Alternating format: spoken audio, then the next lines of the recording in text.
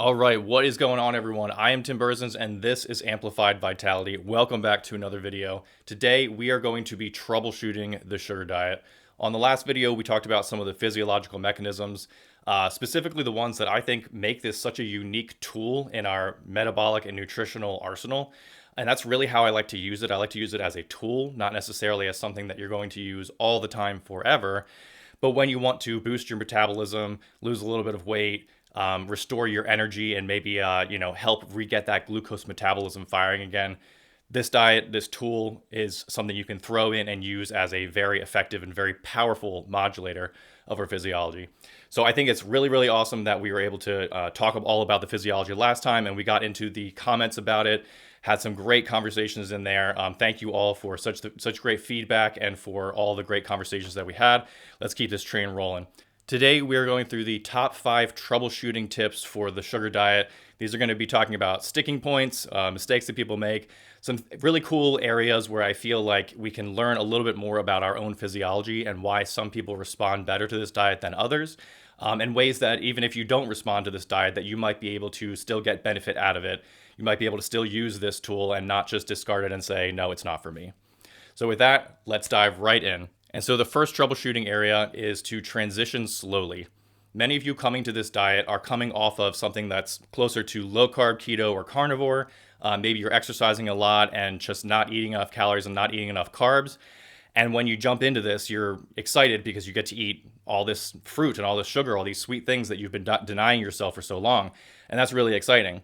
I think the problem is we get too caught in these specific diet ideas, and we think that if we push harder and harder in a single direction, that we're going to be getting more benefit. We're going to be doing better for our bodies. When the truth is your body is telling you what it needs all the time. And when you start this diet, if you're transitioning appropriately, you will be listening to your body's signals. It's not just that if you cram in more and more and more fruit and sugar and honey, that you're going to be benefiting your metabolism and losing more and more weight. Yes, it does have a benefit over time, but if you're jumping in too quick, you can run into some issues. The first of these is that coming from a low carb or a keto diet, your free fatty acids are naturally going to be elevated. You're relying on fat more for fuel, you're activating lipolysis through the stress hormones, you have more free fatty acids in the blood. I talked in the last video about how sugar kind of gets blamed a little bit for some of the outcomes in the literature when it's consumed with fat. And the reason for that is because fructose and free fatty acids together in the blood are kind of a bad combo. The fructose will cause the liver to take up those free fatty acids. I see that as kind of a protective measure for your insulin sensitivity and your glucose metabolism, because fructose is actually helping your liver to keep the blood clear of too much fat so that your cells can continue to use glucose. The problem with this is that if too much fat gets trapped in the liver, then we're stuck with the fatty liver symptoms that we talked about previously before, and we will continue to talk about because this is a major issue that I think really does need to be addressed. So that's if you're consuming fructose or sugar with a high-fat meal. However, if you're coming off of a low-carb or a keto diet and your free fatty acids are naturally elevated, then you're going to be creating the same physiological effect in the bloodstream, even though you're not consuming a fatty meal, because you're naturally already having those free fatty acids elevated. This isn't necessarily altogether a bad thing, because at some point you're going to have to transition off of free fatty acids and move into more of the glucose metabolism. Fructose does this in a gentle way because it doesn't stimulate insulin, and because the simple sugars in fruits and fruit juices and honey are much easier to digest, so you're not throwing in a bunch of harder to digest starches and fiber when you've been coming from mostly eating animal products and maybe dairy and things like that. So these easy to digest sugars make it easier on the digestive system. You're not stimulating too much insulin, and you're helping to use this kind of metabolic loophole to lower your free fatty acids and come back into metabolic health. But if you go too hard with this, you can create an excess of storage of liver fat because of those elevated free fatty acids. And this can take a little bit of time to normalize and regulate until your liver is able to handle this transition into eating more carbs, eating more fructose. The second part of this is that fructose is actually absorbed through the GLUT5 receptor in the intestine. The absorption is also based on your habitual intake. What that means is that if you're used to consuming a lot of fructose, you will be better able to absorb it into the intestines. But if you're not used to consuming fructose, then that means that your intestines aren't going to be geared up. That GLUT5 expression that is required to take in the fructose is not going to be as readily available. You're going to take a few days to ramp up so that the intestines can begin absorbing it. One of the major downsides of poor fructose absorption is one of the areas that actually masks the real metabolic effects of fructose and makes it look a little bit worse, and that is endotoxin. So if fructose is not absorbed and it makes its way to the microbiome, then endotoxins can be produced from the gram-negative bacteria. That's going to go to the liver, and the liver is going to have to process this. Endotoxins are inflammatory. They're directly involved in the development of fatty liver disease and especially the progression into NASH and into the hepatitis. So we definitely do not want endotoxins. If you're jumping into a ton of fructose and you're not geared up and adapted to absorb it, some of that can make its way to the microbiome. And if you have those gram-negative bacteria, endotoxins can be produced, and this can have some negative consequences. So transition slowly. Yes, we do want to be eating enough on this diet because the idea is that we're fueling our metabolisms, we're ramping things up. And if we're getting weight loss or fat loss, that's happening because of an increase in metabolism and not from a restriction of calories. Again, I think that's what makes this tool so powerful and so unique. But at the same time, we don't want to just jump and go too far in that direction right away. Transition slowly. I think that sticking with the whole food sources to begin with is the best bet. Fruits have fiber, polyphenols, antioxidants. These help prevent the endotoxin reaction that can happen. Polyphenols are especially really good in preventing excess bacterial growth. Polyphenols aren't actually well absorbed at all. They only have about a 5 to 10% absorption at the most, sometimes even less than that. And I think their more powerful influence is on the modulation of the microbiome. So making sure you're having the polyphenols with the fruit is a really good idea. With the fruit juice, honey has them as well. If you're doing the refined sugar, that's where it's easier to ramp up really high. And again, there's a use case for that. If you really need to get in the extra calories and it's hard to do it with natural foods, you can do that. However, you're risking a little bit more of that endotoxin reaction. If you are going to go that route, again, after you've ramped up slowly and listened to your body, then you could take something like green tea extract, which is a very powerful polyphenol, and that might help to modulate the microbiome in a way to reduce the amount of endotoxin that could be produced. So my recommendation is just to go based on your hunger. Even if you're eating a little bit less for the first day or two when you're starting this, what's going to happen is that your natural hunger signals are going to start ramping up, partly because you're probably going to be eating less. Fruits are very filling, fruit juices are very filling, and especially if you're not used to eating carbohydrates, that's going to definitely fill you up as well. And secondly, as you ramp up your metabolism and as you start to heal, your hunger signals are going to naturally return.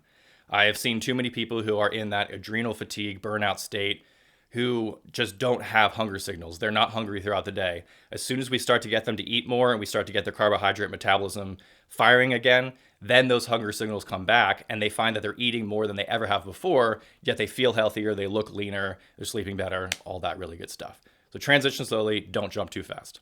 So the second troubleshooting area that we're going to look at is making sure that you're getting plenty of sodium. Because on this diet, we're consuming more fruits and fruit juices and honey, we're going to be leaning much more on the side of potassium than we are on sodium. This is actually a good thing because most people aren't getting enough potassium. The average intake is around 2,500 milligrams. The recommended intake is around 3,500 milligrams. But there's an estimation from the American Heart Association journals that says that humans used to consume, back in our hunter-gatherer days, something like 10.5 grams, which is 10,500 milligrams of potassium. 3 times the recommendation, 4 to 5 times what our daily intake is now. So getting more potassium is really awesome. I think this helps to regulate things, and it actually might be some of the benefit from the diet because of the fact that our mineral balance is a little bit different. However, I do also see a problem that some people are not getting enough sodium on this diet. If you're doing multiple days of sugar fasting in a row, this is definitely going to be a case where when you do eat your protein meals and your fat meals, that you're going to want to make sure you get sodium. But it also means that during those sugar fasting days, it might be a good idea to kind of salt your fruit, take an electrolyte supplement, something like that. Personally, I don't like doing the full days. I like doing what I said in the previous video, the intermittent fruit fasting. I just find that it gives me the energy during the day, and then when I'm ready to calm down for night, that's when I can have the fat and the protein. The way that I kind of view it is the burning mode and the building mode. The carbohydrates are fuel. That's all they're used for. And so when you're eating just carbohydrates, you're in a burning mode. When you're eating fat and protein, these are both building blocks. You use fat to build cells. You use protein to build cells, tissues, signaling hormones, all of those things. And so when you're eating those, you're in a building mode. When you're eating carbs, you're in a burning mode. And so I think having that separation is really nice, because then you get that time in the day when you're just focused on the glucose metabolism, focused on burning. And then at night, you can allow your body to rest. You're not trying to output. You're using that time to recover and repair and rest. But anyway, making sure you're getting enough sodium is super important. Salting fruit tastes really good because it almost creates its own like electrolyte blend. You're getting the sugar, which is important for mineral retention. You have plenty of potassium. You're adding sodium to it. And so it's this really nice electrolyte treat. If you wanted to take an electrolyte supplement on top of that, you absolutely could as well, and that would be really helpful. But since sodium is so important for stress reduction and too low intakes actually hurt your insulin sensitivity, this is an area you definitely don't want to skimp on. Make sure you're eating enough sodium. Now, the third area that we're going to talk about is B vitamins. This is not so much of an issue if you're eating plenty of fruits and fruit juices, more of the natural sources. It does become an issue if you're leaning too hard into honey, too hard into refined sugars, if you're doing candy, if you're doing soda and stuff like that. Again, not the direction that I go. There's plenty of room to include those foods on this style of eating or using this tool. But at the same time, I do think that it's better to stick with the more natural sources. And again, I also respect that there is a time and place to use the refined sources as a way to really ramp things up and really get things going. However, if you are not replete on your B vitamins, which are water soluble, meaning that you excrete them quickly, you need them regularly. If you do not have enough B vitamins, you're not going to be producing energy as well as you could, especially because glucose metabolism relies so strongly on the B vitamins. So if you're getting fruit and your fruit juices, you're probably getting a lot of these. If you're doing refined sugars and honeys too much, you're probably not getting as much as you would need based on the amount of energy that you're burning, because as your metabolism ramps up, you burn through these vitamins more and more. So the simple solution to this is try to stick more to the natural sources, like I said. But at the same time, if you want to take a B vitamin supplement, it can be very helpful. I would recommend going with a B vitamin supplement that has the methylated versions of the B vitamins. That way, if you do have the MTHFR gene mutation, you're taking care of the extra methyl groups. But either way, you're going to be making sure that you're getting the host of B complex vitamins that you need. The way that I would take this is to start out having a normal dose. After a day or two of doing this, you're going to start seeing that your pee gets really yellow. You're peeing out the B vitamins. This is a sign that you've replenished your stores. The first couple times you might not notice this because you're still replenishing. Once that happens, you can either back off a little bit and do a half dose, or you can take a dose every other day. Play around with it, but you don't have to keep taking the maximum dose and just be peeing them all out. I actually think that's not great for the metabolism either. Excess nutrients like that always stress some system in the body, so it's probably not a good idea, but it is still important to make sure you're getting enough B vitamins. If you really want to get bonus points, I would add some beef or calf liver to your meals once a week. This is like nature's multivitamin. It has plenty of fat-soluble vitamins. It has tons of B vitamins as well. I think liver is such a good thing to include in your diet. Again, you don't really want to overdo that because it is so concentrated in some of these vitamins. So I'd say taking it somewhere around once a week as one of your protein meals is a great way to add in those vitamins without overdoing it. All right, moving on to troubleshooting area number 4, and that is to stay active while you're doing the sugar diet. Most of the people who I see are most successful on this diet are people who tend to be a little more active. They enjoy doing cardio, they enjoy doing HIIT, they enjoy their weightlifting, and every day they're inspired to move. I think that is awesome. I think that is right in line with what this diet's trying to do by increasing your energy. I've seen some people make the argument that that's the only reason this diet's effective is because people are exercising and burning it off. But I think they're missing a point there. And that point is that this diet actually increases your energy. It increases your desire to move. And personally, I've also experienced that it almost makes you immune to fatigue. Obviously not in the extremes, but what used to fatigue me, if I'm on a sugar fast, does not fatigue me. I feel like I just have the energy to keep going. I never feel like I slow down. I feel like my muscles stay strong and full, and I feel like I just have the energy to power through. So because of that, because the diet's actually fulfilling the energy requirements and giving you the energy to go out and perform in life, being more active is the natural consequence of that. Now, if you're someone who is coming from the burnout state and you have a lot of symptoms of adrenal fatigue and things like that, the first week or two, maybe you're not going to be as active because your body's still repairing and healing. However, you should be aiming to get that energy boost, to get that warm feeling when your body ramps up and turns on and is ready to be active. If you're not getting that, then we got to work with some of these troubleshooting things in order to get that, because that is the primary thing that makes this diet so powerful and so effective. Turning that metabolism on, getting that energy, feeling the desire to move. So what I would say here is, again, just like how I said to ramp up slowly and listen to your body and go on your hunger cues, listen to your body and go on your energy cues. Pay attention to when you feel energy. Pay attention to if you're inspired to go do chores around the house or garden in the yard or something like that. Don't force on these cardio sessions. Don't force on the weightlifting. Keep a maintenance amount of exercise to make sure that you're not losing muscle or anything like that. But listen to your energy levels. Try to get to a place where the diet is inspiring you to move and giving you the energy, so that on a random afternoon when you have some free time, rather than saying, I'm going to turn the TV on, you're like, I feel like going for a run. Like, I just have the energy and I don't want to just sit around and watch TV. I want to get outside. That's why this diet is so powerful and why people are so crazy about it, is because it gives you that energy to live life, to be out and to have the experiences that make it worth living. Amplified vitality, getting more life out of life. That's what this is all about, and that's why this is such a powerful tool. So in addition to that, I mentioned running. I have noticed whether it's running or cycling or elliptical, any traditional form of cardio, I always enjoy that moderate intensity, longer form, but I've shied away from it because I've been in the fitness space for a long time, where essentially the message is do heavy weightlifting. If you want to do high intensity interval training, you can do that, and then just walk for your cardio. Those are great recommendations. I like that a lot. However, I do like going for a long run. And what I've noticed on this diet is, first of all, that my performance is a lot better. My fatigue is a lot lower, which I already mentioned. But there also seems to be this extra benefit from doing cardio that aids in the fat loss. So just being active and moving around is definitely helpful.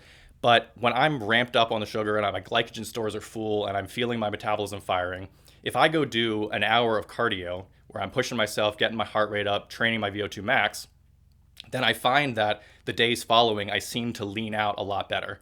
And so I don't know what the mechanism for this might be. My guess would be that because your performance is higher, because your body feels safe enough to be burning this fuel through carbohydrates, that it can release the fat and make use of it more. These are still working theories and working ideas, but that's kind of where I'm at right now. But this is in sharp contradistinction to how it used to be for cardio. If I did something like this when I was following more of the high protein, low, maybe moderate carbs, definitely higher in fat kind of standard fitness diet, I would find that cardio would not help me in my fat loss. It would actually stall me out. It would contribute to some of the adrenal fatigue and burnout symptoms that I was having, and it just wasn't an effective tool to help me get to my goals. Now, with having the higher sugar, higher carbs, it definitely feels like it aids in that a lot more. So stay active, add some cardio once you feel that you're able to, once you feel that energy boost coming through you, and make sure that you're weightlifting regularly to maintain your muscle. And finally, the fifth and last point that I want to talk about today is to try adding virgin coconut oil to your diet. You can do this with fruit, or you can do it with your protein meals, but virgin coconut oil has some unique benefits that I think make it really powerful. Now, obviously, sugar in the absence of fat gets you lean, so we don't want to add fat. Coconut oil is a fat. However, coconut oil is primarily MCTs, the medium chain triglycerides. These are processed different. They don't get absorbed into the intestines and enter the bloodstream as chylomicrons, which are essentially protein bubbles similar to VLDL, the very low density lipoproteins. Instead, these shorter chains get directly absorbed into the liver via the portal vein, and the liver processes them first. So this is sort of like fructose and glucose, where glucose enters the bloodstream, fructose enters the liver. It's similar to that because the long chain fats will get packaged to the chylomicrons and sent out into the bloodstream. The medium chain triglycerides will go through the portal vein and go straight into the liver. Now, that provides immediate energy for the liver. It can help with kickstarting some of those processes of using fructose, especially if your liver's not used to using fructose, not used to using carbohydrates. This can be a workaround to provide a little bit of quick energy to spark its energy metabolism and get it going again. But there's also a really interesting paper that talks about how virgin coconut oil in humans can reverse fatty liver by altering the redox balance. So redox balance is essentially the oxidative state of the liver. If you have too much reactive oxygen species, which are essentially free radicals, and not enough of the antioxidant defenses, this can create damage within the liver. It can lead the liver to protectively store fat to try to prevent this reaction from happening. And eventually, these reactive oxygen species can lead the liver down the path of NASH and hepatitis, the liver scarring, because the oxidative stress, the damage is actually scarring the liver tissue. So obviously this is not something we want. This is similar to the endotoxin thing we talked about earlier. We want to make sure that we're getting plenty of antioxidants to balance this. Virgin coconut oil seems to provide quick energy and the polyphenols necessary to alter the redox balance of the liver and reverse fatty liver disease. So coconut oil, I've loved coconut oil for years. I think it's really, really awesome. It's such a unique fat, and it's really, really cool because it is so unique in the sense that it has such a high amount of medium chain triglycerides in it. Some of the research around lauric acid is pretty cool too. There's a lot of benefits, immune benefits and health benefits to it. So, and maybe I'll do a video on that in the future. If you want to hear about that, please drop comments below. Again, drop comments. We'll get into the discussions that we always get into, and we'll have a great time in there. But in addition to the coconut oil component, because the coconut oil is acting through the redox balance in the liver, there is another thing that you can do, which is to help restore the glutathione balance in the liver. Glutathione is our liver's master antioxidant. It is the one that regenerates vitamin C and vitamin E, and it's very, very powerful in stopping the chain reaction of those reactive oxygen species. So to increase glutathione, you would think maybe we could just take glutathione, not absorbed very well on its own. So I recommend the precursor, N-acetylcysteine or NAC. That will provide the precursor for glutathione, and in the literature, it actually does show higher liver values of glutathione when taken regularly. In addition to that, liposomal glutathione is better absorbed than the traditional forms, and so that can be an option as well. Finally, milk thistle also acts through increasing glutathione. So taking the coconut oil and trying to boost glutathione through a variety of supplements, those can be very helpful. And then again, I'm going to say this one more time. If you're sticking to fruits and fruit juices and honey, and you're getting the antioxidants and the polyphenols, those are supplying what you need through the diet. That's going to give you lots and lots of antioxidants to help prevent this excess of the reactive oxygen species. Some of these things that I'm talking about really are more geared towards the people who are doing refined sugars, candies, sodas, and things like that. So if you do feel like you have any liver issues, try adding a little bit of coconut oil. When I've done this in the past, I felt that it activated my energy. I felt my body heat up. It made the energy boost from the sugar that I was eating that much more, made me want to go move, definitely gave me that like on fire feeling, which is exactly what I'm trying to do every day, at least get into that on fire state at least once.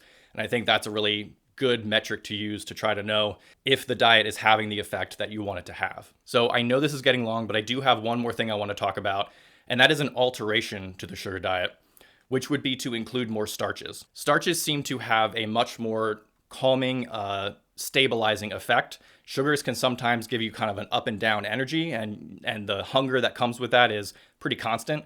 I feel like I need to eat more frequently when I'm doing just sugars and just fruits. And the energy is great, and I feel awesome, and I'm getting those benefits. But from a practical standpoint, having to always eat these sugars throughout the day, it could be a little bit cumbersome.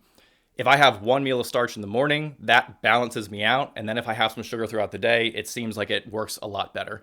I think some people do better with a higher overall ratio of glucose to fructose. If you're just doing sugars and fruits, they're at 1-to-1. If you add in starches, you're going to be increasing the glucose. And so the ratio is better. And I think that this is a really powerful way to go about it if you're having problems with doing just sugar. A lot of people are worried about, will starch make me gain weight and things like that. I have a previous video on that. Starch, in my opinion, does not make you gain weight unless you're really overdoing it or unless your glucose metabolism is really screwed. Obviously, starches are going to activate insulin a lot more than the fruits and fruit juices would. But at the same time, that insulin is actually very important for a lot of things. It helps boost leptin. It helps to increase your thyroid hormone. It's anabolic for your muscles. There's a lot of really good benefits about insulin, including the fact that its very primary role is to get your cells oxidating glucose again. So I don't think insulin is a bad thing in this sense. I do think that it's best to keep starches away from fats and proteins, just like sugars.